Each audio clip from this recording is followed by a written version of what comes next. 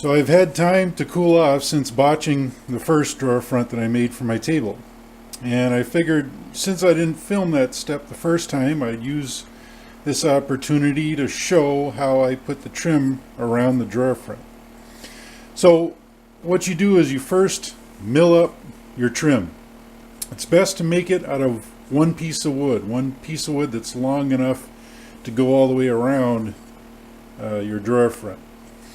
And the way I'm doing it, I'm using a chop saw.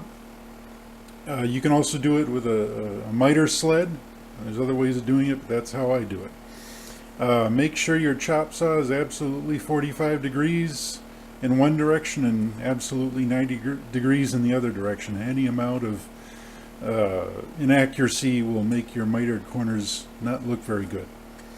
So you start off by making your miter cut, and then you lay it alongside and you line up that corner as closely as you can. And once you have it lined up, you hold it firmly and draw a line on the back. And this line you hold up to your chop saw as you make your cut. Now it's better to sneak up to it, to start off a little bit fat and then work your way until the line disappears. Once you've done that, I'll show this with a completed piece. Once you've done that, you lay it alongside and just make sure that it lines up exactly on either corner. And once you're satisfied with the first piece, you just build off of that.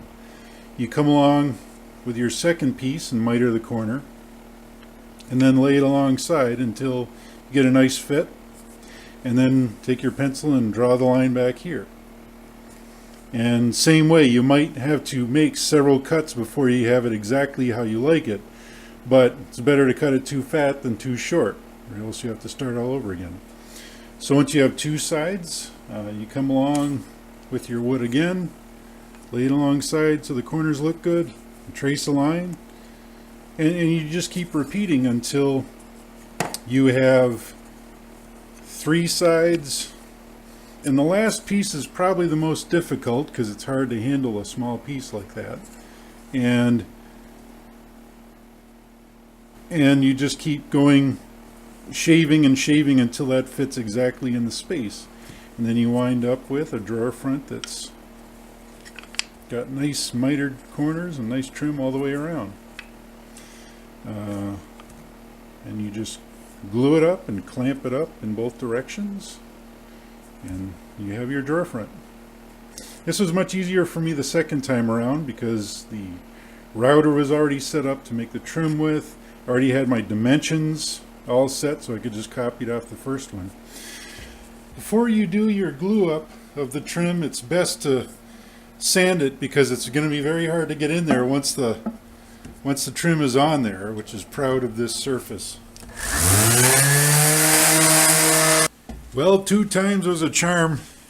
In this case, we got our front piece assembled and we got our dovetails put in without incident. I made the sides, I made the dados for the back to go in, and I put a groove in to accept the bottom of the drawer. Had to run for the plywood this morning. So the drawer is pretty much ready to be glued up once I cut the plywood. And I also routed the edge around the tabletop. So that's in place. What we have left to do is to go to the lathe with the legs on this and then make the clips that will hold the top on. Of course, the top can only be clipped on rather than screwed on because the top will expand back and forth. You got to allow for that movement.